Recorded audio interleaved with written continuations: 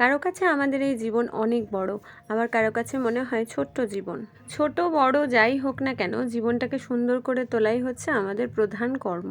আর সেই কর্মের জন্যই কত ঝুঁকিপূর্ণ কাজ মানুষ জীবন দিয়ে করতে থাকে। সব ক্ষেত্রে যে সবার জীবন সুন্দর হয় তা কিন্তু না। অনেক সময় অনেকের জীবনই কিন্তু এলোমেলো হয়ে যায় শুধুমাত্র এই কর্মের জন্যই।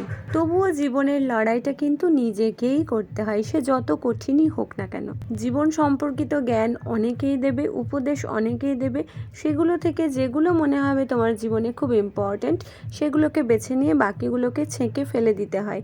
তারপর তোমাকে নিজেকেই বুঝতে হবে সেই প্রয়োজনীয় অংশগুলোকে তুমি কোথায় কখন কিভাবে কাজে লাগাবে।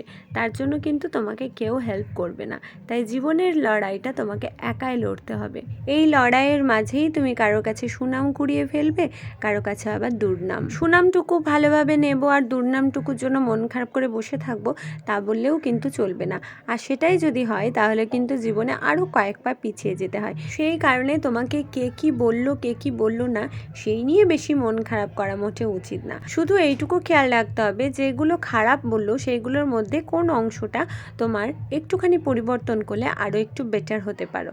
তো যাই হোক, আজকে অনেক কথা বলে দিলাম। এসেছি ননদের বাড়ি বেড়াতে, দুদিন হয়ে গেল।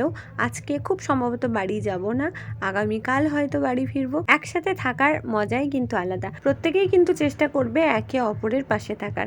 মানুষ মানুষের জন্য, জীবন জীবনের জন্য যদি না হয় তাহলে আবার কিসের মানুষ আর কিসের জীবন, তাই না? আমি অন্যের পাশে থাকবো না আর আমার পাশে সবাই থাকবে এরকম আকাঙ্ক্ষা করাটাও ঠিক না। তাই খামোকা বলবো না কি আমার পেজটা ফলো করে দাও। আমি যদি তোমার পাশে থাকি অবশ্যই তুমি আমার পাশে থেকো।